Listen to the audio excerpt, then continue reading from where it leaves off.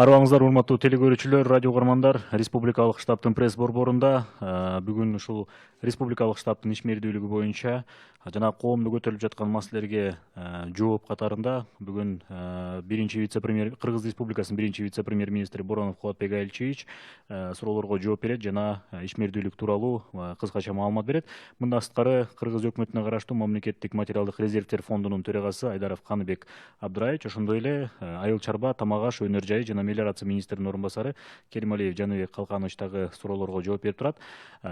Бизди Түз ободон ЛТР, КТРК, Алато 24, Пирамида, 5-канал, облустук телеканалдардан жана медиа борборлордон, Кабар улуттук маалымат агенттигинен, ЛФМ 1 радио, Кыргыз радиосу, Мин Кыял ФМ радиолорунан, ЛТРнын YouTube каналынан жана Facebooктан Кыргыз өкмөтү, социальное правительство жана 1 радионун баракчаларынан угуп көрө аласыздар.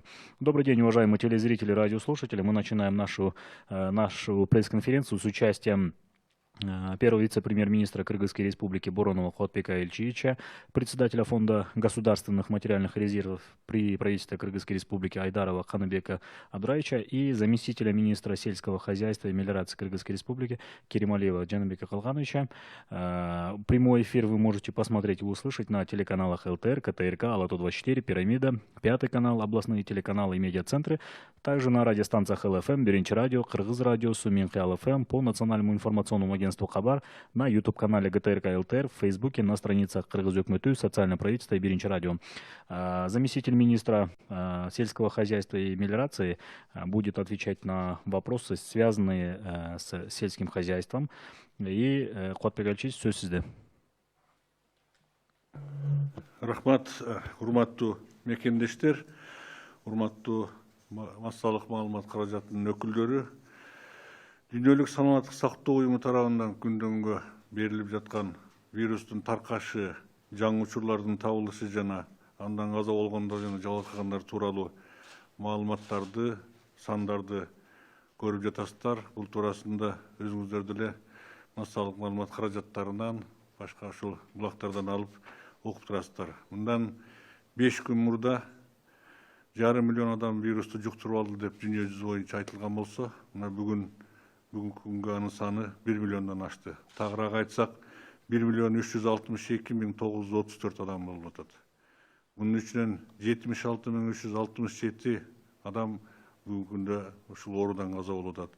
Бир жуманын ичинде эле мунун саны 3 эсеге өсүп атат. Улам жаңы өлкөлөр чыгып, улам жаңы континенттерге көчүп, оорунун жугуштуу географиясы абдан тез таркап жатат.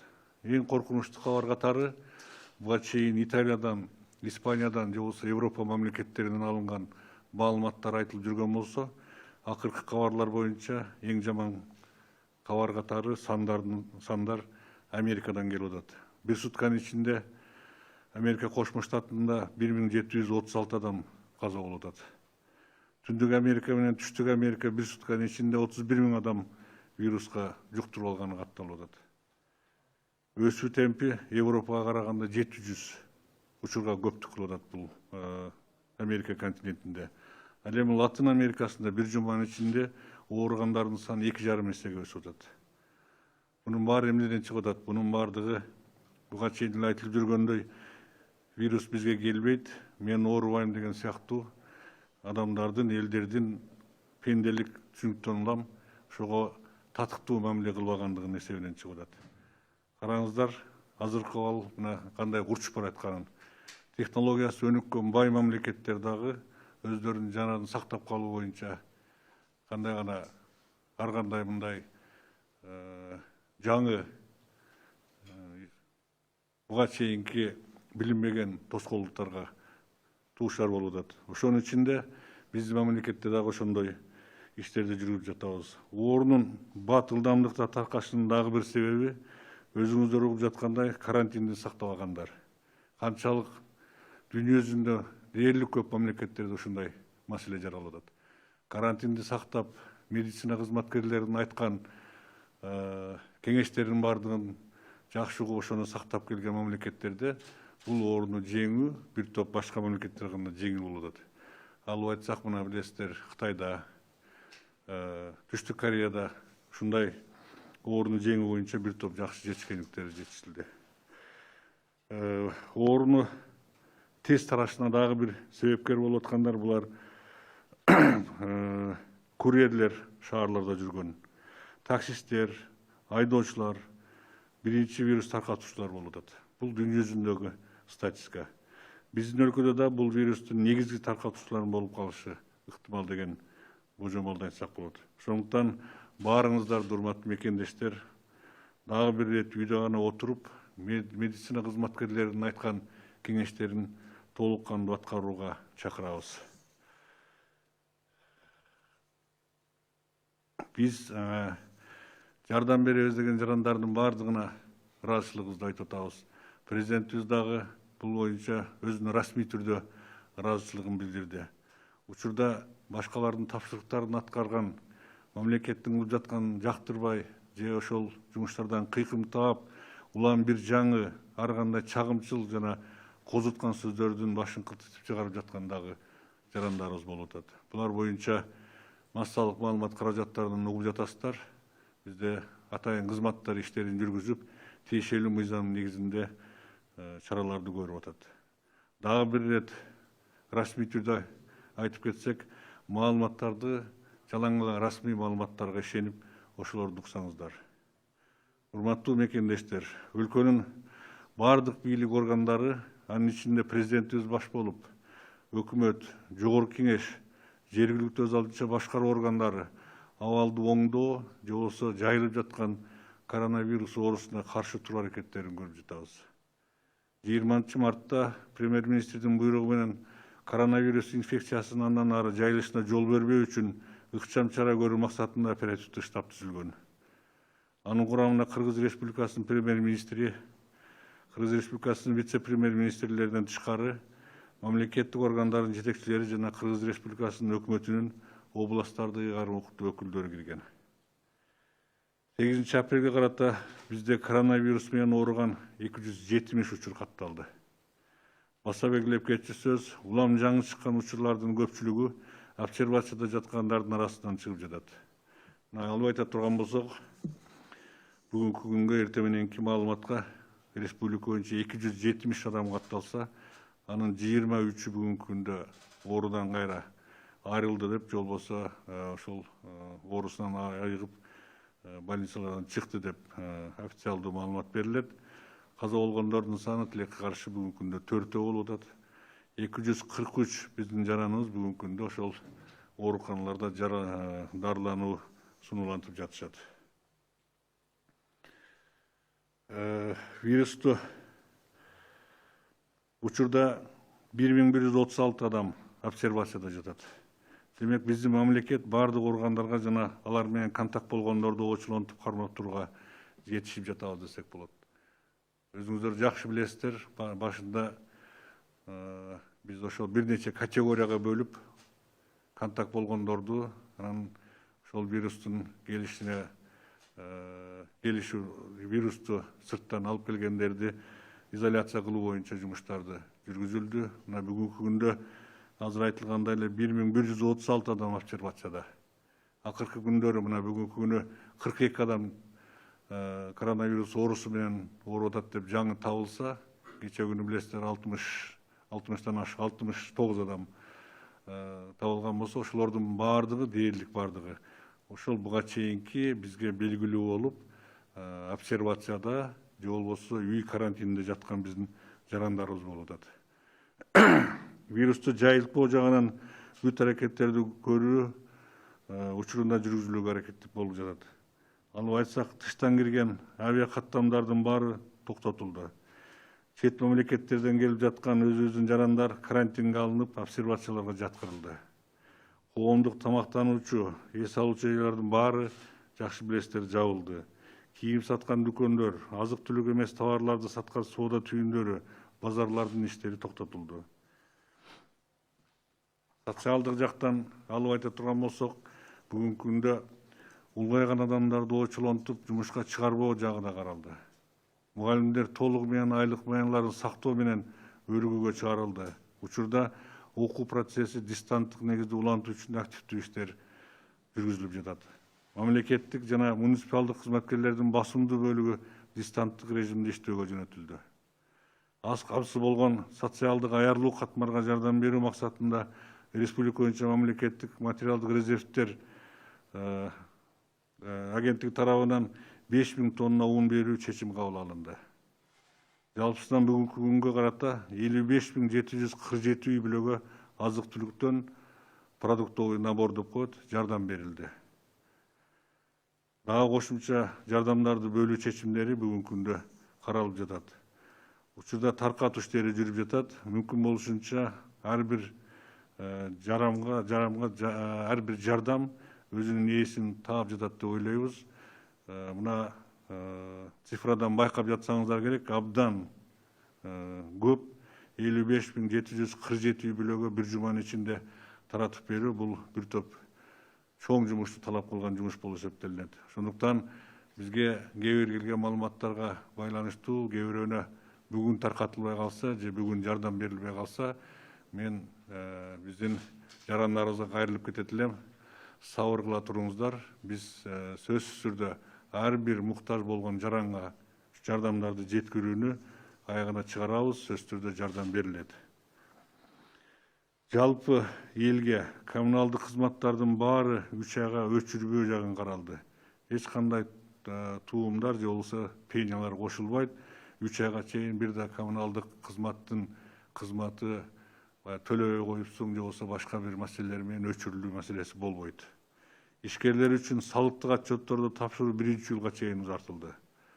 Салыкты төлөө эмес, салыктын даже отчетторун тапшыруу маселеси 1-жылга чейин узартылып атат. Салыктык төлөмдөр боюнча мөөнөттөр жылдырылды. Проценттер жана финансылык айыптар кошулбай турган болду. Өкмөт муктаж болгон жарандарыбыздын эч кимдин көңүлүнүн сыртында калбастыгын дагы бир ирет билдирет. Ошондой эле мамлекеттик бюджеттин корголгон беренелери боюнча социалдык төлөмдөрдүн баары өз убагында төлөнүп берилип жатат. Мындан кийин дагы өз убагында төлөнүп берилерине мен сиздерди ишендирип кетемин. Мындан башка бизнеске, кредит алгандарга жана башка төлөмдүк жоопкерчилиги бар бардык жарандарга маселеси сөзсүз түрдө каралат. Кыска убакыттын ичинде бунун баарын чечип, бүгүн эле жарыялай коюш чындап эле убакытты талап кылып атат. Бул сөзсүз түрдө көңүлдүн төрүндө атайын экономикалык блок өкмөттүкү. Ушул тарапта күнү түнү тынбай иштерди жүргүзүп жатат. Кээ бир маселелер боюнча биз сиздерге кабарлап атабыз. Кээ бир маселелердин үстүндө бүгүнкү күнгө чейин иштер жүргүзүп жатат. Өзүңүздөр билгендей, бул жерде ар кандай расчеттор жүргүзүш керек, эсептерди жасаш керек. Ошондуктан биздин экономисттер, финансисттер ушул максатта өзүнүн иштерин жүргүзүп жатышат. Мындан тышкары жардамдар берилип жатат. Бул элибиздин чогулган акча каражаттары, бизнесмендер ушул бүгүнкү коронавирус оорусуна каршы турууга өз ыктыяры менен жардам берем деген биздин активдүү жарандар жана сырттан келген башка жардамдар болуп жатат мамлекетке. Алып айтсак, учурда өлкөдө 2 атайын счет ачылган. Биринчиси калктын аярлуу катмарын камсыз кылуу максатында көрсөтүлүп жаткан жардамдарды координациялоо үчүн Социалдык өнүктүрүү министрлигинин алдында счет ачылды. Ага акчалай каражат түрүндө 6.484.000 акча бүгүнкү күнгө келип түштү. Буга чейин социалдык камсыздоо министри өзү дагы маалыматында айтып кеткен. Жакшы билесиздер, анын бир бөлүгүн элдерге жардам иретинде таратуу максатында иштерди жүргүзүп жатышат. Бир бөлүгү бүгүнкү күндө ошол атайын эсепте сакталууда. Бул иштер мындан ары дагы жылдырылмакчы. Экинчи ачылган счет бул коронавирус менен күрөшүү максатында финанс министрлигинин алдында атайын депозиттик счет ачылган. Депозиттик счет көптөгөн биздин ошол жарандарыбыз, активдүү бизнесмендерибиздин кайрылуусунун негизинде ачылды. Бул ошо элибиздин суранычы менен бул атайын депозиттик счетту бүгүнкү күндө 103 миллион сом акча келип түштү. Бул толугу менен медициналык максатка жумшалмакчы. Ошондой чечим болгон. Бул 2 счетту тейлөө үчүн атайын комиссиялар түзүлгөн. Мисалы үчүн мына 103 миллион же болбосо финанс министрлигинин астындагы счетту тейлөө үчүн атайын комиссия түзүлүп, анын курамына жооптуу мамлекеттик кызматкерлер, жогорку кеңештин 3 депутаты жана коомдук уюмдардын өкүлдөрү киришти. Бүгүнкү күндө комиссия иштеп жатат. Комиссиянын 30 марттагы чечими менен коронавируска каршы күрөшүүгө тартылган жалпысына медицина кызматкерлеринин март айындагы айлыктарына кошумча төлөм үчүн 38 миллион 500 миң сом акча каражаты бөлүнүп берилди. Азыр мына ошол март айындагы иштеген медициналык кызматкерлерге өзүнүн негизги айлык маянасынан сырткары кошумча акча каражатын төлөп берүү боюнча иштерди жүргүзүп жатышат. Бул апрель айында дагы каралмакчы. Апрель айында дагы бүгүн азыр ошонун эсебин чыгаруу иштерин жүргүзүп жатышат. Буга финансы министрлиги даяр. Качан ошол саламаттык сактоо министрлигинен заявкасы келип түшкөн күндөн баштап алар төлөмдөрдү жүргүзүп беришет. Бул жагынан эч кандай маселе болбойт. Ошондуктан мен медицина кызматкерлеринен суранып кетет элем. Биздин маалымат боюнча бүгүнкү күндө ошол март айындагы акыркы 10 күндө же болбосо 21 марттан баштап өзгөчө кырдаал киргизилгенден баштап иштеп баштаган медицина кызматкерлерине кээ бир райондорго бүгүнкү күндө жеткирүү маселеси аягына чейин чечилгенин биз да угуп жатабыз. Бул сөзсүз түрдө биздин контролдо. Мына 2-3 күндөн бери буну мен күн сайын саламаттык сактоо министрлигинен атайын штабтын отурумунда сурап, тактап, кайсы районго жетпей атса ошол жака жеткирүү маселесин тездетүү боюнча тапшырмаларды берип жатабыз. Бул биздин көңүлдүн төрүндө болот. Бул биздин ушул сөзсүз түрдө ар бир медициналык кызматкер ушул коронавируска каршы иштерге катышкан ушундай төлөмдөрдү алышын биз камсыз кылып беребиз. Өзүңүздөр билгендей, акыркы мезгилде тилекке каршы медицина кызматкерлеринин арасында дагы коронавирус учурлары катталып атат. Бул ошол тилекке каршы убагында ошол иштеп жатканда кээ бир талаптарды так аткарбай алганына байланыштуу же болбосо ушуга каршы жеткиликтүү шарттар түзүлбөй калганына байланыштуу болуп жатса керек деген ой бар. Бирок кээ бир медициналык кызматкерлер бүгүнкү күндө ошол коронавирус оорусун кызмат абалында эмес, же кызматында иштеп турганда эмес, сырттан жуктуруп алган убактары дагы такталып атат. Мисалы үчүн мына бүгүн массалык маалымат каражаттарына социалдык сеттерге чыгып атат. Ош шаарындагы Ош шаардык ооруканасынын инфекция бөлүмчөсүндөгү кызматкерлер бардыгы коронавирус менен ооруп калып, ошондуктан ошол отделениясы, инфекция отделениясы жабылып жатыптыр деген. Бул маалымат такталбай калган маалымат чыгып атканын мен сиздерге айтып кетким келет. Себеби дегенде ошол инфекция бөлүмүндө иштеген бир врач өзүнүн кошунасын умрага барып, сырттан келген кошунасынын элди чакырган чайына катышып ошол жерде отуруп, кошунасынын үйүндө жуктуруп алганы такталып атат. Ошондон кийин анализ чыкканга чейин өзү да байкабай жүрүп, келип жумушта жүрүп, ошо жумуштагы өзүнүн коллегаларына жуктуруп алганы боюнча саламаттык сактоо министри бүгүн бизге маалымат берип атат. Ошол инфекция отделениянын бардыгы ооруган эмес. Ал жерде 11 кызматкер бар, 11 кызматкер. Кээ бирөөнү бүгүн алдын ала текшерүүгө жаткырып атышат. Инфекциялык ошо бөлүмчөнүн имаратынын бардыгын дезинфекция кылууга 2 күнгө жаап жатышат. 2 күндөн кийин кайра ал инфекциялык бөлүм өзүнүн штаттык режимдеги бүгүнкү кырдаалга жараша жумушун улай бермекчи. Ал эми бүгүнкү күндө алып айтсак, ошол жалпы ооруга чалдыккан медицина кызматкерлеринин саны 32 адамга жетти. 32 адамга жетти. Өзгөчө кырдаалдар маалында өздөрүнүн кесиптик милдеттерин аткарып жатып, ооруга чалдыккан дарыгерлерге жана медицина мекемелеринин кызматкерлерине атайын азыр өкмөттөн документ даярдалып жатат. Ошол ооруга чалдыккан медицина кызматкерлерине дагы компенсация катарында төлөмдөрдү чечип берүү максатында иштер жүргүзүлүп жатат. Мен азыр суммасын айтпай эле коеюн, бирок документ чыккан күндөн баштап бул Кудай буюрса ишке кирет. Эгерде кайсы бир биздин медицина кызматкерибиз ушундай ооруга чалдыгып калса тиешелүү компенсациясын алат. Андан сырткары экинчи дагы бир маселе, өзгөчө кырдаал маалында өздөрүн ошол иш үстүндө иштеп жатып, өзгөчө кырдаалда, өзгөчө абал маалында ооруга чалдыгып, ушул коронавирус оорусун жуктуруп, ошонун негизинде каза болуп калган медицина кызматкерлери болсо дагы, буларга дагы атайын өлчөмдөгү компенсация каралып жатат. Бул дагы эки компенсация тең бүгүн эртең толук кандуу документи чыгып ишке кирет. Мен ойлойм, мындай учур болбой эле койсун, аз болсо дагы аз болсун, бирок ушундай чечимдерди кабыл алып, бүгүнкү күндө өкмөт аз да болсо ошол биздин медицина кызматкерлерине шарт түзүү максатында иштеп жатат. Медицина кызматкерлерин жеке коргоочу шаймандар менен, же болбосо костюмдар менен жабдуу маселеси боюнча бүгүнкү күндө биздин мамлекетте маселе жок. Гуманитардык жардам катары, андан сырткары сатып алуу жолу менен бүгүнкү күндө маскадан баштап ошол бир жолу кие турган, же болбосо көп жолу кие турган костюмдар, атайын очкилер, башка шаймандардын баардыгы толук кандуу жетиштүү.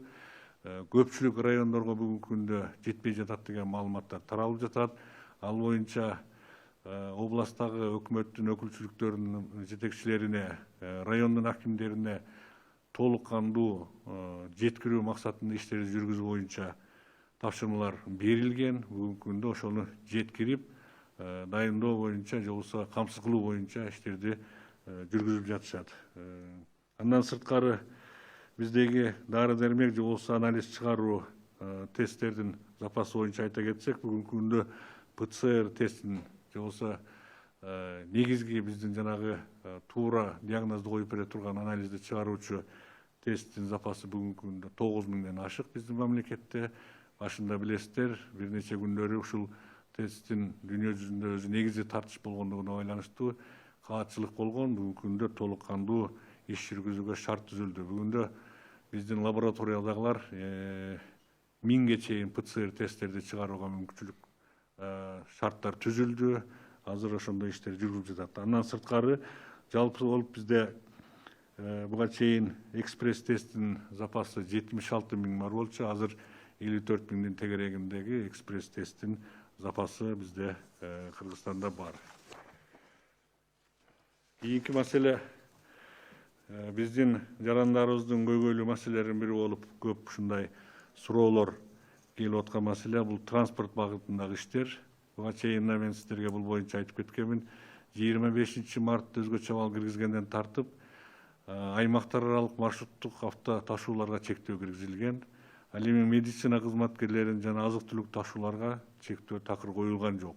Бүгүнкү күнгө чейин ушундай суроо, талаптар, массалык маалымат каражатына ар бир чыккан сайын айтканыбызга карабастан ушундай суроолор келип жатат. Мен сиздерге дагы бир жолу айтып коеюн, азык-түлүк ташыган, медициналык дары дармектерди ташыган жана ошол бүгүнкү күндөгү күнүмдүк турмушка керектелүүчү эң керек деген товарларды ташыган биздин компаниялардын ишине эч кандай чектөө жок. Болгону алардын кызматкерлерине чектөө бар. Бул өзгөчө абал киргизилген жерлерде, ал эми башка жерлерде эч кандай чектөө жок. Жүк ташуучу унааларга такыр чектөө жок. Жүк ташуучу унаалар биздин республиканын аймагында эч кандай бир тоскоолдукка учурабаштан жүрүш керек. Бул боюнча дагы бир топ маселелер жаралып жатат деп аймактардан ушундай кабарлар келип жатат. Кээ бир түшүнбөстүктөн улам же тактоо иштерин жүргүзүү иретинде гана ошол коюлган посттордо токтошу мүмкүн, бирок баягы өткөрбөй коюу, токтотуп коюу деген маселе эч жерде бүгүнкү күндө болбош керек. Андан сырткары темир жол аркылуу жүк ташууга дагы эч кандай чек жок, чектөө жок. Штаттык режимде бүгүнкү күндө иш алып барып атышат. Бул жерде 17 марттан тарта жарандарды темир жол менен ташуу убактылуу токтотулган. Жарандарды дагы темир жол менен ташууга болбойт, ал эми жүктөрдү ташый берсе болот. Авиация тармагында дагы 20 марттан баштап бардык эл аралык регулярдуу авиакаттамдарга чектөө киргизилди. Бирок авиакаттам аркылуу жүктөрдү ташый берсе болот. Биздин республиканын ичинде дагы авиа каттамдардын баардыгы бүгүнкү күндө толук кандуу чектөөгө алынган. Чет өлкөдөн Кыргызстанга келебиз деген жарандарыбыздын баардыгын чартердик рейстер менен алып келүүдөбүз. Өзүңүздөр буга чейин дагы биз айткандай кабарыңыздар болуш керек. 29 мартта 40 жолу биз Москва шаарынан 401 жараныбызды Кыргызстанга алып келдик. Мигранттар боюнча айта кетсек, расмий түрдө айтып коеюн, Кыргызстан мүмкүн болушунча тышта жүргөн жарандарыбызды алып келүүгө аракеттерин жасап жатат. Жалпысынан 20 марттан тартып бүгүнкү күнгө чейин чартердик рейстер аркылуу сырттан 5000дей, же болбосо так айтканда 4769 биздин жараныбызды алып келдик. Бул 20 марттан тартып бүгүнкү күнгө чейин 18 күндүн ичинде. Калган мамлекеттер өздөрүнүн аба мекендиктерин жаап койгон, жакшы билесиздер, мына кошуна мамлекеттер, алыскы, жакынкы эл аралык каттамдардын баары толук токтоп атат. Ал мамлекеттердин биздеги жарандарын алып кетүү маселелерин коюп жатат. Биз дагы алар өзүнүн жарандарын алып кетүүсүн уюштурууга жардам берип атабыз. Ошондой эле сырттагы биздин жарандарыбызды алып келүүгө биз дагы биздин өкүлчүлүктөр, элчиликтер, консулдар тарабынан ушундай иштерди жүргүзүп жатабыз. Биз сырттагы жарандарыбыз боюнча кабарыбыз бар. Алардын кээ бир жерлердеги сандары дагы бар. Мисалы үчүн Туркияда, Дубайда, Россияда биздин жарандарыбызды бүгүнкү күндө келебиз дегендери бар. Ал боюнча ошол тиешелүү элчиликтер иштерин жүргүзүп жатышат. Бирок өзүңүздөр жакшы билесиздер, баардык мамлекеттер бүгүнкү күндө сырттагы жарандарын ошол кайсыл мамлекетте болсо чыкпай ошол жерде мына коронавирустун активдүү фазасы өтүп кеткенге чейин күтүп туруу кеңештерин берип жатат. Биз деле ошондой кеңештерди бергибиз келет. Бирок кайсы бир жараныбыз келебиз дей турган болсо, биз аларды алып келүүгө сөзсүз түрдө иш аракеттерди жүргүзөбүз.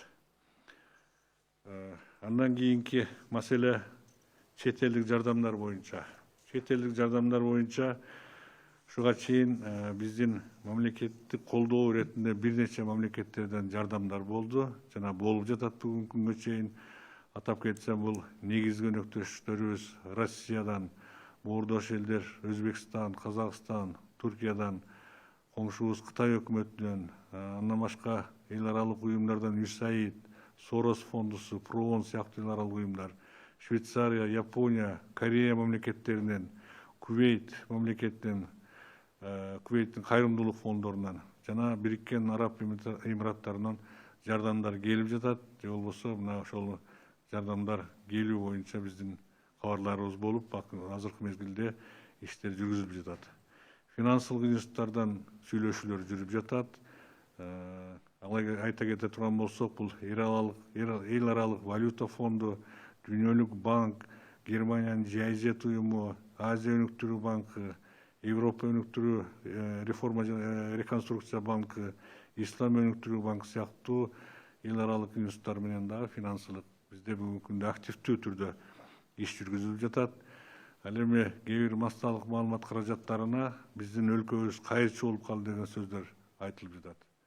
Айта кетчү нерсе, бүгүнкү күндөгү мына 200дөн ашык дүйнөдөгү өлкөлөрдө коронавирус тарап, бардык мамлекеттер бүгүнкү күндө ошондой эл аралык институттардын жардамдарына муктаж болуп, ошону алуу боюнча иштери жүрүп жатат. Мен сиздерге айта кетчү нерсе, мына бүгүнкү күндө эл аралык валюта фондунан 80ге жакын өлкө шашылыш финансылык жардамдарды алды. Айтсам, бул Иран 5 миллиард доллар сурап жатат. Дүйнөлүк банк болсо Монголия 27 миллион доллар тез жардам кызматкерлерин окутууга жардам берип жатат. Андан башка Дүйнөлүк банк Индияга 1 миллиард доллар лабораториялардын кубаттуулугун кеңейтүүгө бөлдү. Эфиопияга 82 миллион доллар, Тажикстанга 11 миллион, Европа комиссиясы Грецияга 2 миллиард евро, Польшага 22 миллиард евро, Португалияга 13 миллиард евро финансылык жардамдарды көрсөтүп жатат. Ошондой эле биздин дагы мамлекет ушул дүйнөлүк коомдун мүчөсү катары ушундай финансылык институттардан жардам алууну уюштурганыбыз туура деп эсептейбиз. Кийинки маселе көпчүлүк биздин элибиздин бүгүнкү күндө суроосун туудуруп жаткан бул жазгы талаа жумуштары.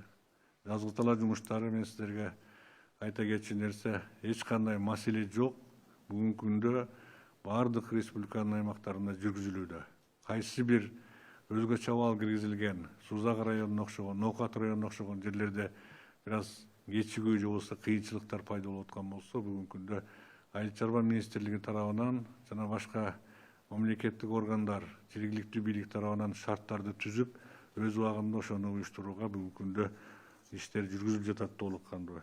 Айта кетсем, анын ичинде ирригация маселесин чечүү, урук маселелерин чечүү, дизелдик отунду, минералдык жер семирткичтерди сатууну уюштуруу маселелери дагы толук кандуу жүргүзүлүүдө.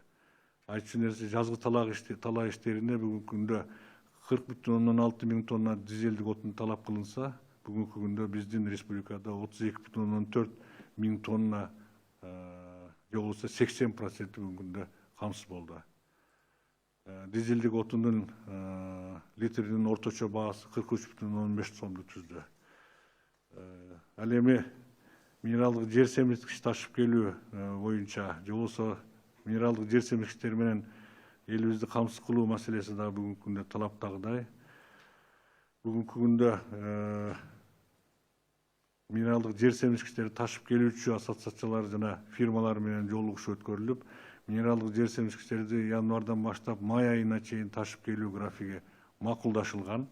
Айыл чарба министрлиги менен жер семирткичтерди ташып келүү жеткирүүчүлөр ассоциациясынын ортосунда келишим түзүлгөн. Бүгүнкү күндө 65,13 миң тонна минералдык жер семирткичтер биздин республикада бар. Өзүңүздөр жакшы билесиздер, бизге где-то бир 200 миң тоннага жакын ушундай жер семирткичтер пайдаланылат, талап кылынат.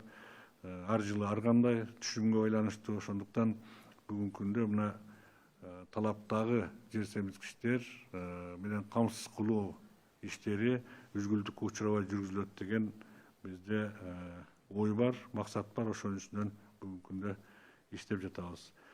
Айыл чарба техникаларынын даярдыгы бүгүнкү күндө 91,15% түзөт.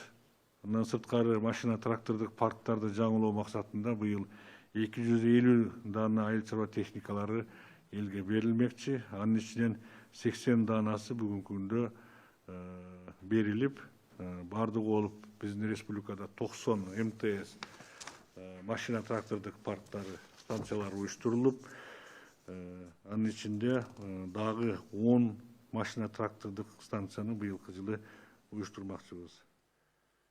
Айта кетчү нерсе, бүгүнкү күндөгү кырдаал эч кандай айыл чарба тармагына жазгы талаа жумуштарына эч кандай бир тоскоолдук түзбөш керек.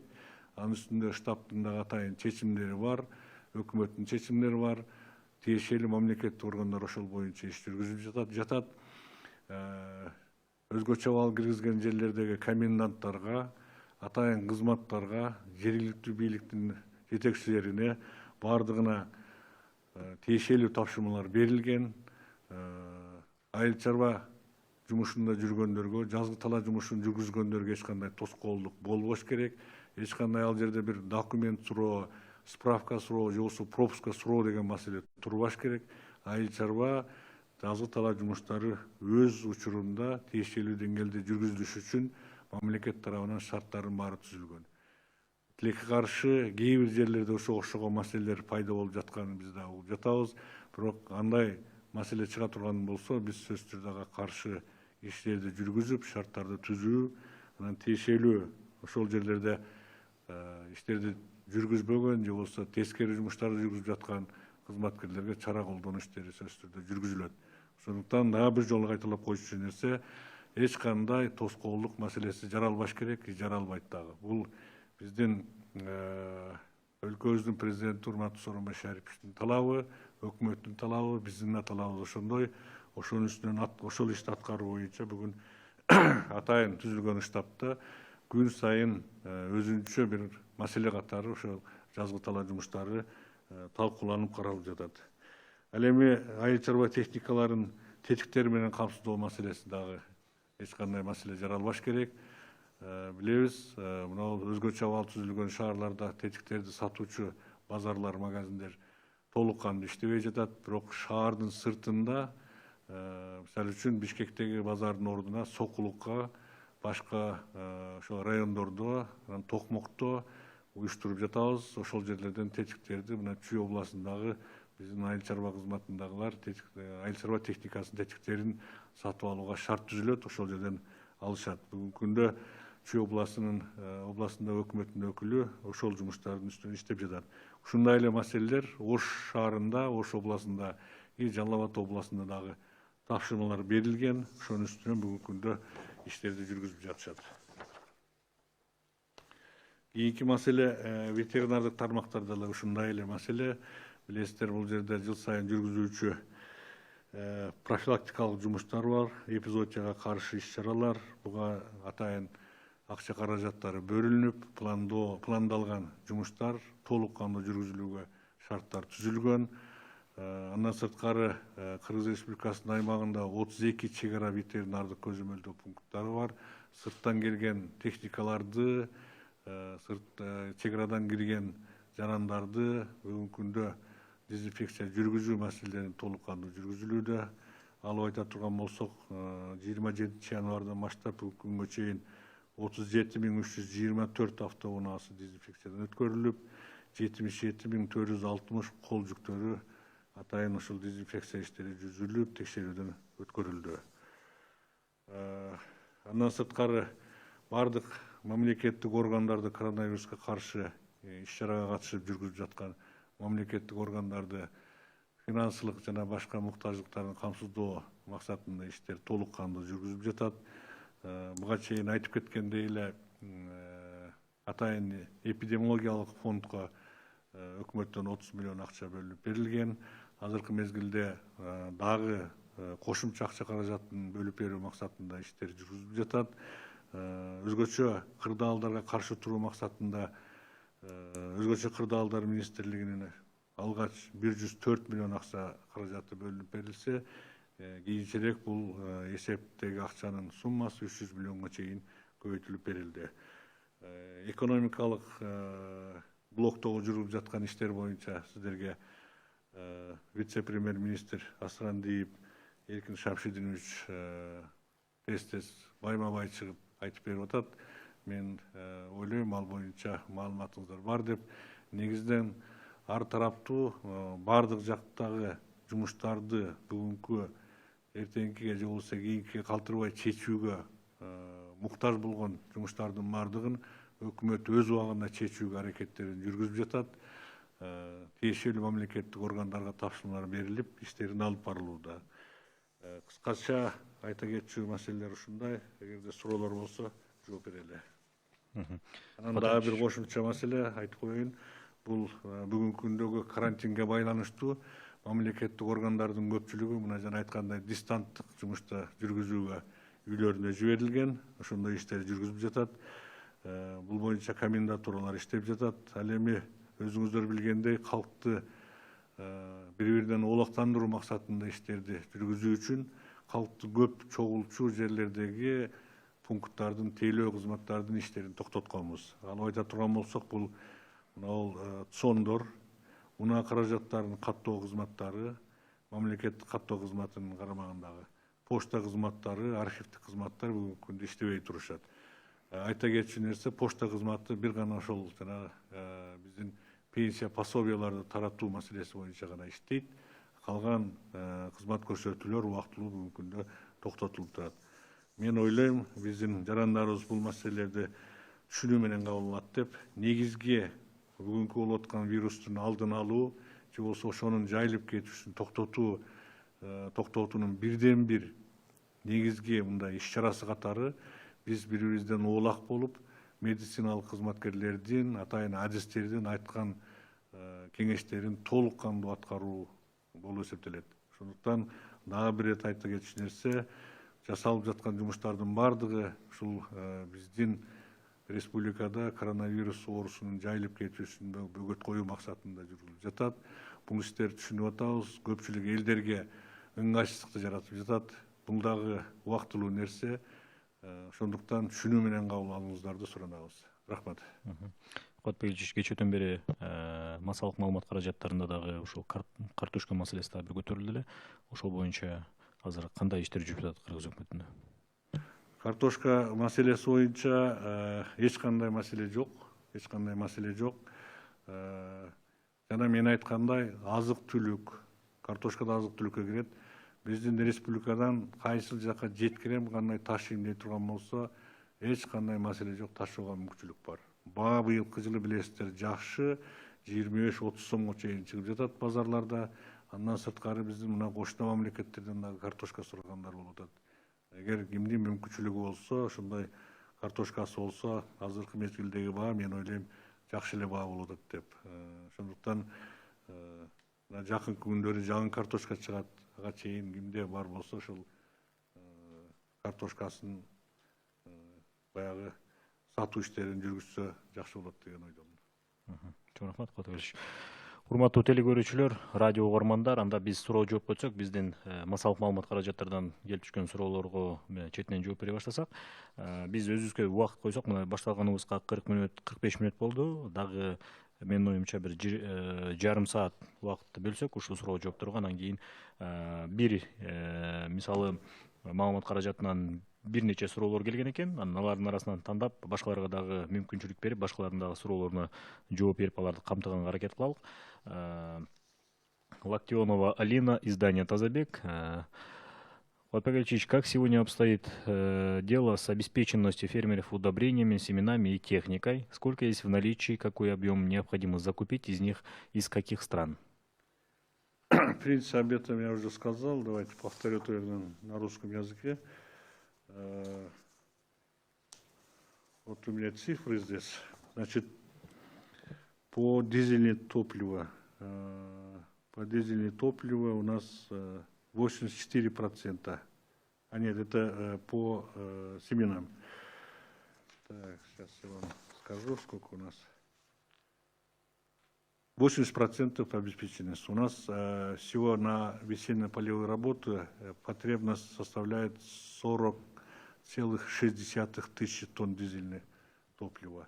На сегодня у нас имеется на складах на территории республики 32,4 тысячи тонн дизельного топлива. Это 80% обеспеченности. Так, минеральное удобрение у нас 65,3 тысячи тонн минерального удобрения на сегодня у нас имеется. В принципе, проблемы в этом нет. Сегодня по графику работа проводится. Есть соглашение между перевозчиками или поставщиками Ассоциации поставщиков минеральных удобрений и Министерством сельскохозяйства. Также по технике у нас готовность на сегодня составляет 91,5%. Имеет готовность сельхозтехника на территории Кыргызской Республики. И в этом году парк по сельхозтехнике в Кыргызстане будет обновляться на 250 единиц сельскохозяйственной техники. Из них уже 80 единиц поставлены, то есть переданы тем, кто заявку давал, и остальные будут в течение года поставляться. Также у нас имеется в этом году, то есть всего у нас 90 машино-тракторные станции созданы, из них 10 в этом году еще будем создавать. Вы до этого говорили, что по запчастям и функционированию некоторых рынков проблем не будет. На данный момент на каких рынках фермеры могут приобрести запчасти для техники? Мы буквально несколько дней назад давали поручение всем полномочным представителям в областях правительства о том, что организовали вне тех мест, где введены чрезвычайные положения, мини-рынки или магазины, или, скажем, торговые точки по продаже запчастей для сельскохозяйственной техники. В этом плане сейчас я точно могу сказать, что в Сокулке уже должны заработать такая точка торговая, и Токмаке. Есть договоренность с центральным рынком Кудайберген, где очень много имеет, скажем, контейнера, где продают запчасти для сельскохозяйственной техники. они согласны оптом отпустить с базара и для этих рынков. То есть они обеспечивают, то есть могут обслуживать все рынки, скажем, на территории нашей республики оптовым поставкам, скажем, запчастей для сельхозтехники. Как сложившаяся ситуация скажется на крупных проектах в сфере энергетики и дорог, так как сейчас есть проблемы с поставками материалов и оборудования, есть иностранные рабочие, которые не могут попасть в страну. Будут ли передвигаться сроки реализации данных проектов? Я надеюсь, если даже будет передвигаться или будет пересмотрено сроки таких проектов, надеюсь, будет недолго. То есть ненадолго будет продвигаться. Почему? Потому что все-таки очень надеюсь, в скором времени мы все-таки покончим с этим вирусом. Почему? Потому что международный опыт показывает, что все равно, скажем, если мы все правильно будем делать, если народ также будет помогать, каким образом помогать, чтобы они четко следовали тем предписаниям, тем, скажем, указаниям специалистов, мы очень скоро, наверное, этим можем покончить. По каким крупным проектам уже появились задержки по срокам реализации? К сожалению, конечно, за последний, ну, скажем, 21 марта, начиная с 21 марта, сегодня уже около 20 дней, практически почти все проекты имеют какие-то задержки. Почему? Потому что многие специалисты поуезжали, или мы вынуждены были остановить работу временно. Светлана Ахметшина, издание «Тазабек». Как будет обеспечивать себя Кыргызстан продуктами в полной мере, учитывая, что импорт ограничен? Какая есть стратегия по продуктовой безопасности? Ну, как вы знаете, сегодня участвует Хамиль Абдраевич, это руководитель Кыргызматрезерва. Я надеюсь, что я точно знаю, что на сегодня у нас проблем по поставкам продовольственных товаров в Кыргызстане нет. Обеспечение идет. Ну, Запасы Госматрезерва по пшенице в достаточном объеме. Есть сейчас, согласно договоренности между правительством Российской Федерации и Казахстана, у нас есть контракты, дополнительные контракты на поставку. Например, вот, мы подписали с Российской Федерацией на 28 тысяч тонн пшеницы. Вот, на днях отгружает партнеры. Спасибо. Несмотря на то, что антимонополия регулирует цены, но все равно они повсеместно растут. Как правительство собирается сдерживать цены при том, что курс доллара растет, импорт ограничен, экономика соседних стран падает? Скорее всего, наверное, к этому вопросу, наверное, вернемся завтра. Эркин Шамшудинович как раз ответит на этот вопрос. Ну, давайте, я тоже добавлю, но все равно правительство по закону имеет право вмешиваться по регулированию цен на рынках, когда если цена растет за определенное время более 20%. Поэтому, где вот такие моменты, скажем, проявляются, правительство вмешивается через специальный орган. Естественно, мы пытаемся и другие рычаги как бы задействовать, чтобы на рынках специально не поднимали или в супермаркетах не поднимали цены. Одно, когда, скажем, действительно, если дефицит какой-либо товара, если в других, скажем, странах, где поставщики имеются, поднимаются цены, тогда другой вопрос. А когда наши же, скажем, продавцы специально, скажем, в целях нажива или, скажем, в целях получения больше выгоды, если поднимают такое время цены, тогда над такими людьми мы все равно будем работать. И работа, естественно, ведется. Понимая, да, в некоторых местах, регионах происходят такие, скажем, случаи, но мы пытаемся, конечно, так и будем действовать быстренько на эти вещи реагировать. И последний вопрос от издания «Тазабек». Как наличие блокпостов скажется на переезде с поля на поле, переброске техники, поставка запчастей? Никаких, скажем, препятствий не должно быть. Я еще раз повторю, такая задача или, скажем, указание дано всем комендантам, всем тем, кто, скажем, работает в этой сфере. Вопрос от корреспондента агентства 24 KG Руслан Харизов. Читатели 24 KG ежедневно присылают в редакцию вопроса об отсрочке по оплате коммунальных платежей, но на сегодняшний день точного ответа никто так и не дал. Пойдет ли правительство гражданам навстречу в этом вопросе? Я уже сказал, что на 3 месяца мы отодвинули. Естественно, если, надеюсь, что не потребуется, если потребуется, мы еще другие дополнительные меры рассмотрим.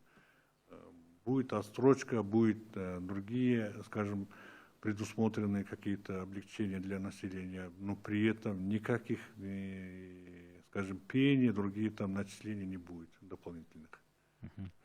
Ранее правительство обещало, что врачам, работающим на передовой, начнут выплачивать надбавки помимо зарплаты, однако медики жалуются, что до сих пор не получили их. Когда им выплатят деньги?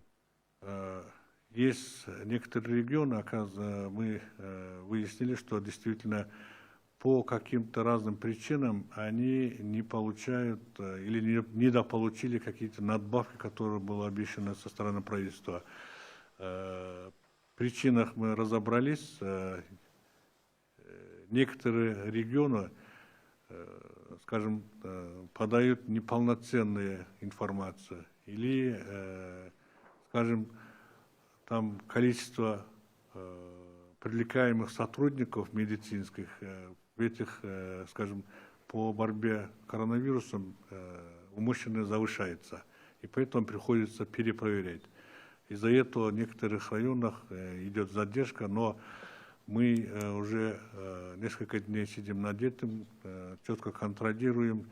Сегодня последний срок, мы вчера давали министру здравоохранения, что они должны полностью погасить долги по доплатам на март месяц. Апрель месяц проблем нет, сегодня уже заявки есть, но только надо будет перепроверять тоже количество тех сотрудников, которые были привлекаемыми, то есть привлекались. Естественно, мы даже планируем заранее эти суммы, заявки, которые были поданы со стороны Министерства здравоохранения, заранее перечислить средства, чтобы они лежали у них на счету и могли вовремя, скажем, выплаты делать. Такой же вопрос схожий. Просто будут ли выплачены дополнительные надбавки к зарплате милиционерам и военнослужащим, которые сутками дежурят на блокпостах? Есть специальное постановление, где предусматриваются надбавки при чрезвычайных ситуациях, при чрезвычайном положении военнослужащим и другим специальным службам. Согласно этому постановлению, в принципе, они могут получить. Что касается чрезвычайного положения, будут ли продлевать режим или 15 апреля все закончится? Аналогичный вопрос и про ЧС. Однозначно сказать затрудняюсь. Почему? Потому что это все зависит от того, что как мы все будем действовать при, скажем, чрезвычайном положении. То есть, если со стороны, скажем, населения тоже будет четко придерживаться тем, скажем, предписаниям медицинских работников, и со стороны правительства или со стороны госорганов тоже будет организована четкая работа, тогда мы быстро закончим, скажем, этой проблемой. Естественно, это не только зависит от правительства, это зависит также, как мы уже несколько раз говорили и все время говорим, это зависит тоже также от населения тоже. От них только лишь одно просьба или требование в том, что четко соблюдать все, скажем, предписания медработников. Про выборы в Джугурку-Кенеш, какова вероятность, что их отменят? Надеюсь, такого не будет. На каком основании в регионах, там, где не введен режим ЧП, устанавливают комендантский час и требуют маршрутные листы для поездок за продуктами? Какой закон это предусматривает? Ну, если такое есть, это неправильно. Понимаю, что в некоторых местах из-за того, что люди пугаются, наверное, самостоятельно ставят там блокпосты при выезде населенного пункта или выезде, и активисты с этого, скажем, населенного пункта, они самостоятельно проводят такую работу по, скажем, проверке, по недопущению, ну, просто так, чтобы кто-нибудь не заехал. Естественно, это может быть определена такая норма решением местного совета. Все-таки я думаю, что местный совет имеет такое право, чтобы принять какое-то решение для того, чтобы ввести какую-то, скажем, норму для своей территории. Проголосовал. Если я не ошибаюсь, да. А так, естественно, там маршрутные листы, другие вопросы, или справки, которые требуют там на постах населенного пункта где-то, это, я думаю, что не совсем правильно, наверное, будет. Мы давайте разберемся, если такое есть. Я сегодня же буквально на штабе об этом информирую всех членов штаба и поставим задачу, чтобы такое не было. В принципе, конечно, надо будет просто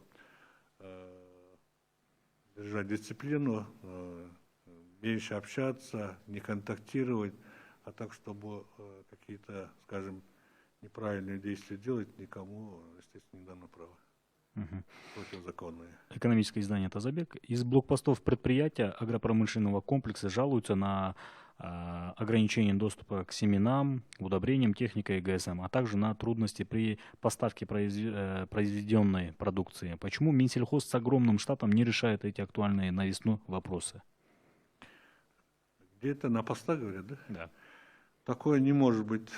Почему? Потому что все знают, если где-то такое случается, значит, там недобросовестный просто, скажем, сотрудник. Почему? Потому что на сегодня весь Кыргызстан знает, что мы дали такое указание, и никто не должен препятствовать проведению весенней полевой работы. И поэтому этот вопрос сегодня уже, можно считать, решен. Если где-то такое случается, значит, дайте нам знать факты. Мы, естественно, будем принимать меры. Но надеюсь, что если кто-то такое сделал, он просто, скажем, из-за того, что он недопонимание, наверное. А так, чтобы специально, чтобы так делать, я думаю, что сегодня никто не осмелится. Канат Абдраевич, вам вопрос. Будет ли проводиться аудит фонда госматрезервов? Это по плану счетной палаты за 2 года аудит проверили, закончили в марте месяце. Вопрос. Комендатура Бишкека поручила ГСБ проверять склады с мукой и другой продукцией. Мукой не более 5 тонн, рис не более 1 тонны. Зачем комендатура ограничивает склады? Эта работа не для того, чтобы ограничить склады там. Наоборот, есть некоторые, скажем, продавцы недобросовестные, как я уже сказал, они забивают свои склады каким-либо товаром народного потребления, скажем, это в основном продовольственного характера, да, и на продажу не выставляют специально для того, чтобы там, чтобы цены поднялся или там образовать дефицит и таким образом наживаться. И ГСБ именно проверяет вместо антимонопольной комиссии именно по этой части, чтобы там, если даже больше муки будет на складах, это никаких нарушений здесь нету, просто эта мука должна быть уже выставлена на продажу, чтобы не спрятать на складах. Абдыбек Казиев, BBC радиосунан.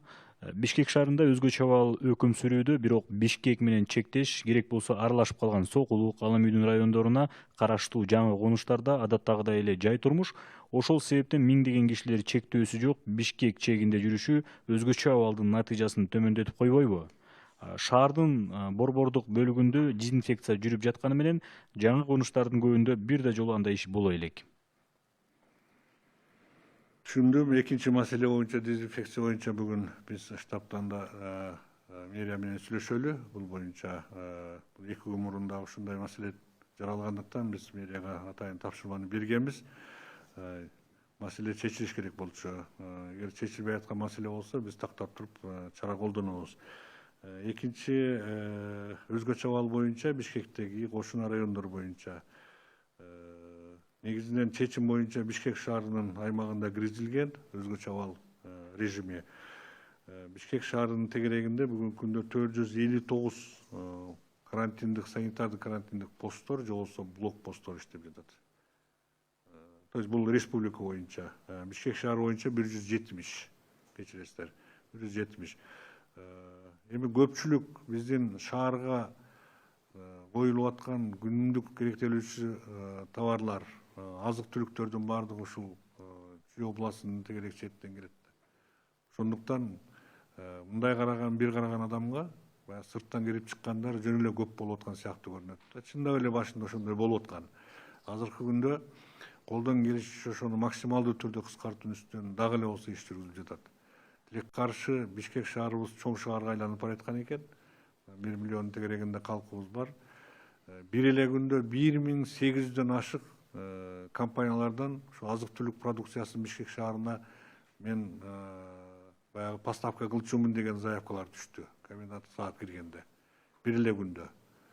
Азыркы күнгө чейин менин билишимче бардык кызматтарды алганда бүгүнкү маалымат бул мамлекеттик кызматкерлер, башка кызматкерлер, медицина кызматкерлери, анан кийин ошол баягы азык түлүк товарларын Бишкек шаарына поставка кылчу ишкерлер, супермаркеттер, аптекада иштегендер болуп 18 миңге жакын бүгүн пропуска берилди да.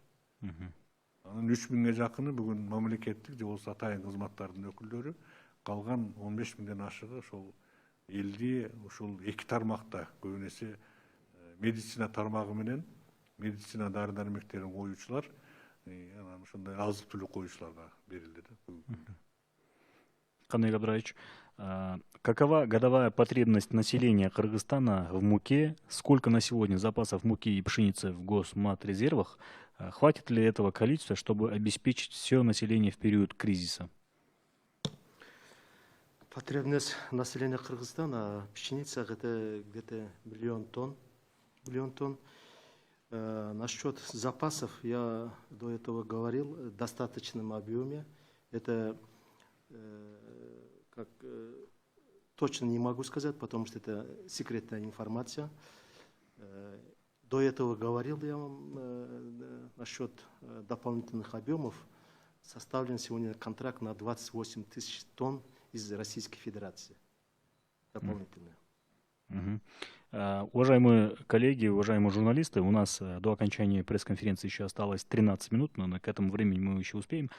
Куатбек Алексеевич, правительство выделило 800 миллионов сомов мукомолам в виде кредита. Озвучьте, пожалуйста, название компаний, которые получили на сегодня эти кредиты. По каким критериям были выбраны эти компании?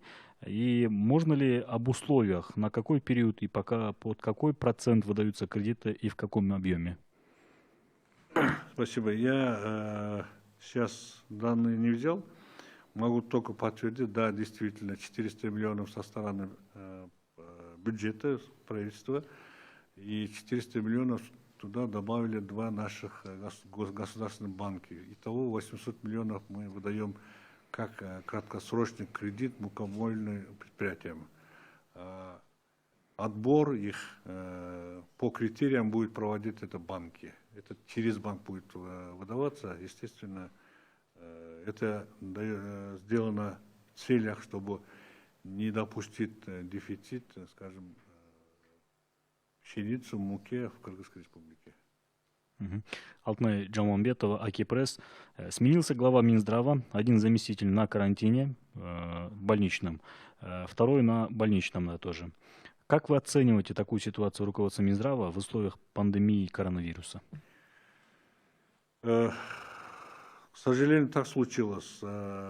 заместитель, который находился в Южном регионе, он приехал, и его поместили на 3 дня карантин. Я думаю, надеюсь, что сегодня, завтра он выйдет.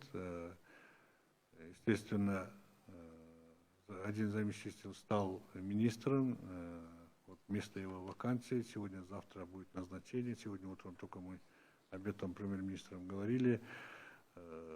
Мы будем помогать, помогаем, штаб работает, и другие службы смежные помогают, Министерство здравоохранения. Проверяет ли государство целевое распределение СИЗ, средств индивидуальной защиты для медиков, особенно гумпомощи? Потому что из всех регионов поступают жалобы об отсутствии СИЗ, но при этом в интернете множество объявлений об их продаже. Могут ли соответствующие органы проверить, что это за продукция, если границы закрыты и грузоперевозки почти не осуществляются? По СИЗу или средств индивидуальной защиты на сегодня у нас в Кыргызстане, я уже сказал, проблем не должно быть.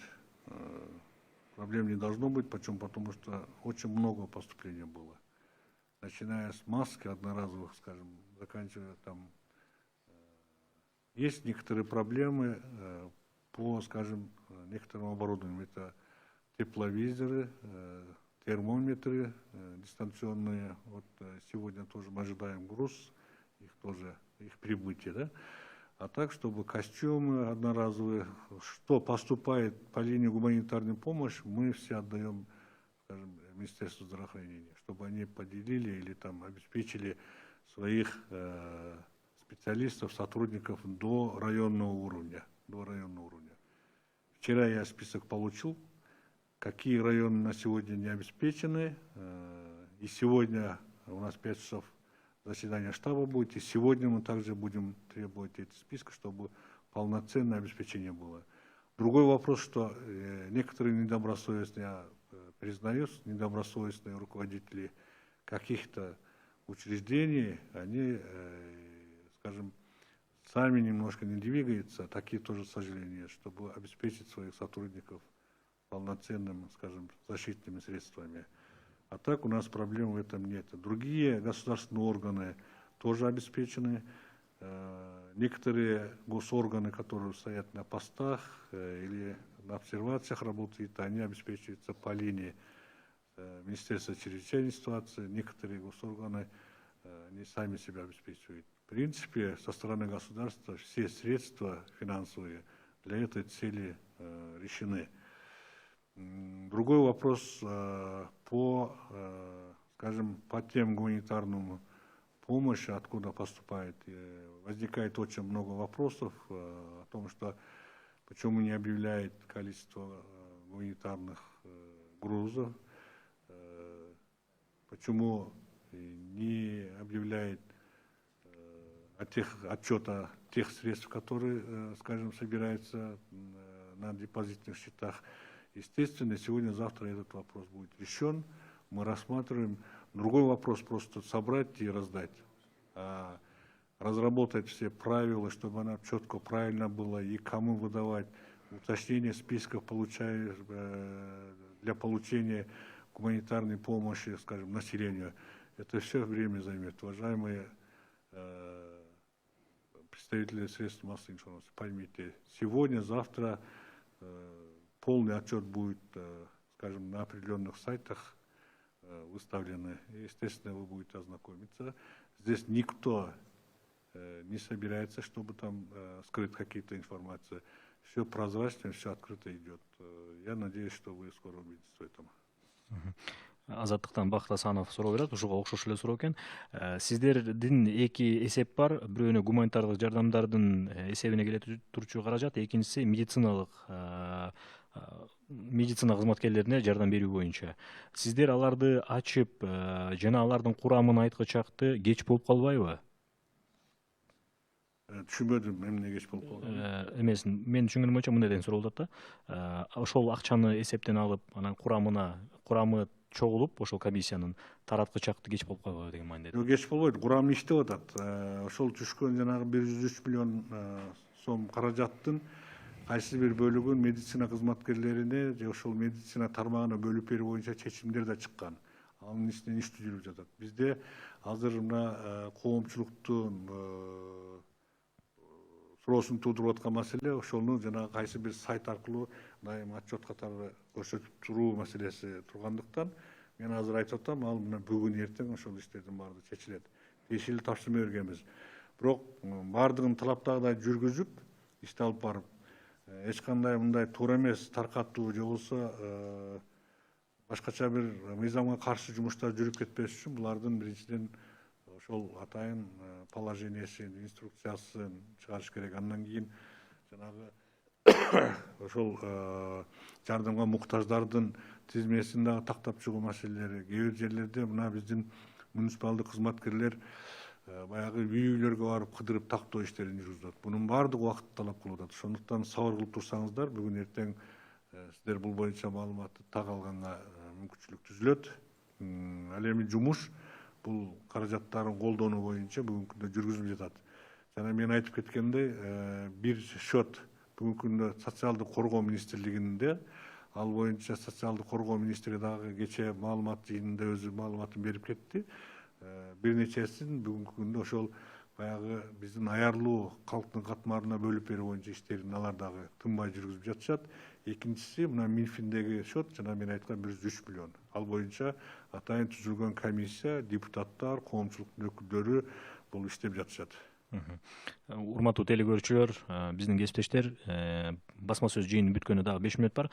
Ага чейин 2 суроо бергенге үлгүрөлүк. Кактус медиадан суроо экен. Катастрофическая ситуация у тех, кто живет на съемных квартирах. Владельцы недвижимости не идут на уступки. Что по этой части вы обдумывали? Сейчас вот основной вопрос мы решаем по обеспечению продовольствием наших граждан. Естественно, такой момент или вопрос сегодня возникает.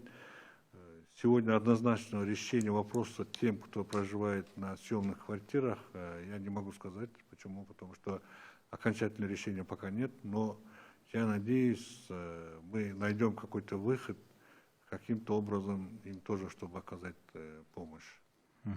И второй вопрос от Кактус Медиа. Как вы думаете, какой процент контактных не выявлен?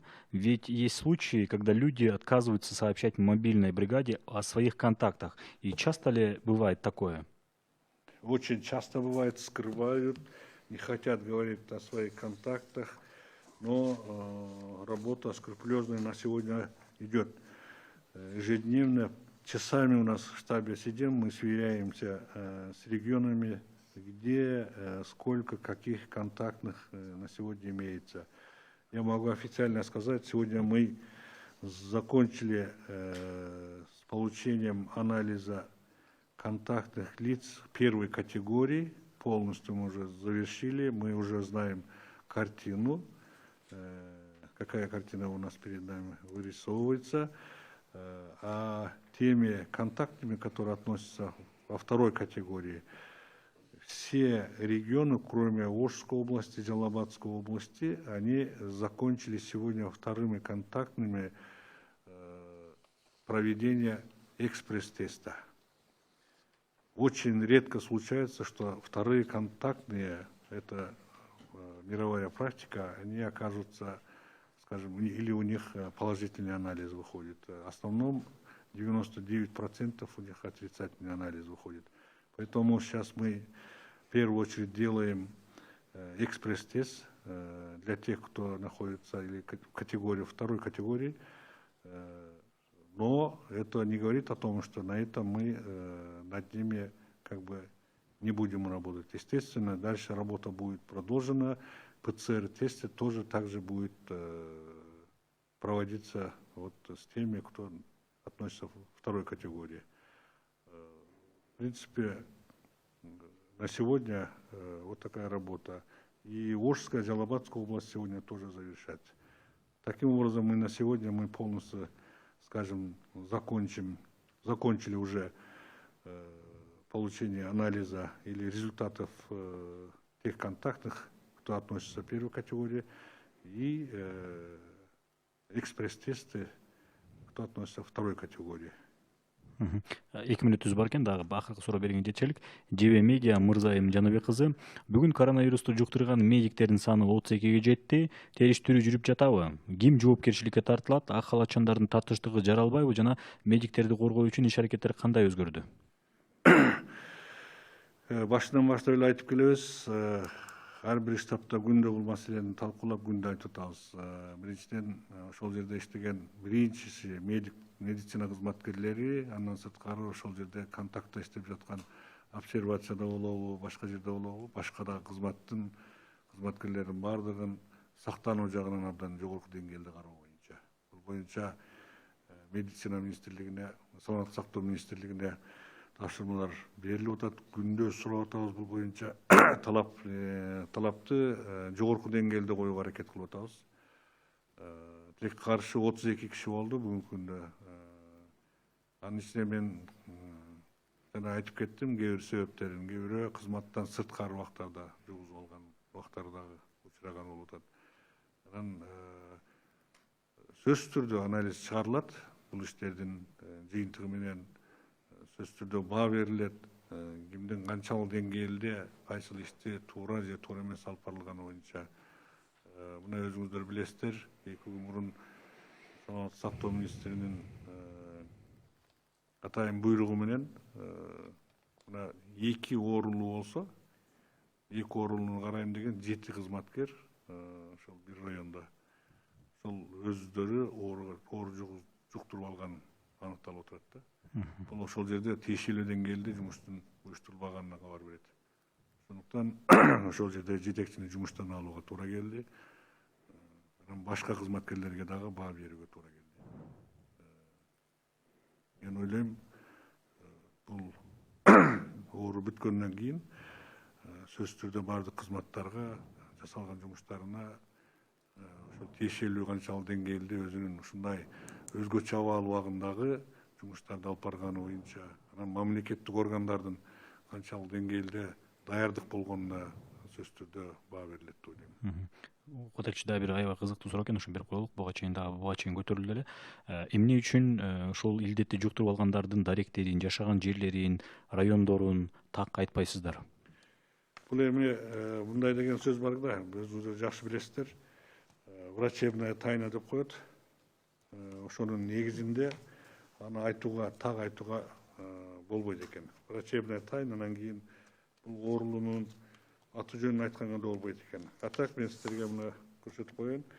Ар биринин жашаган жери адресинен бери моундай талмуд списоктор атайын даярдалып, бул боюнча ар бир региондо, райондордо кызматтардын атайын иштери жүргүзүлүп жатат. Бирок жалпыга жарыялаганга туура эмес болуп калат экен. Бул этикалык жактан дагы, башка дагы мыйзам жактан дагы. Мыйзам дагы жол бербейт буга. Ошондуктан жарыяланбайт. Урматтуу телекөрүүчүлөр, радио угармандар, Республикалык штабтын пресс борборунда Кыргыз Республикасынын биринчи вице-премьер-министри Боронов Кубатбек Элчиевич жана Кыргыз өкмөтүнө караштуу мамлекеттик материалдык резервдер фондунун төрагасы Айдаров Каныбек Абдыраевич суроолорго жооп берди жана ушу республикалык штабтын жүргүзүп жаткан иштери тууралуу да кыскача маалымат берип, коомдо көтөрүлүп жаткан суроолорго дагы жооп ала алдык. Бүгүнкү биздин басма сөз жыйынды түзүүдөн ЛТР, КТРК Алато 24, Пирамида 5-канал, облустук телеканалдардан жана медиа борборлордон, Кабар улуттук маалымат агенттигинен ЛФМ, 1-радио, Кыргыз радиосу, Мен Кыял ФМ радиолорунан, ЛТРдин YouTube каналынан жана Facebooктан Кыргыз өкмөтү социальное правительство 1-радионун баракчаларынан угуп көрө алдыңыздар. Чоң рахмат, саламат калыңыздар.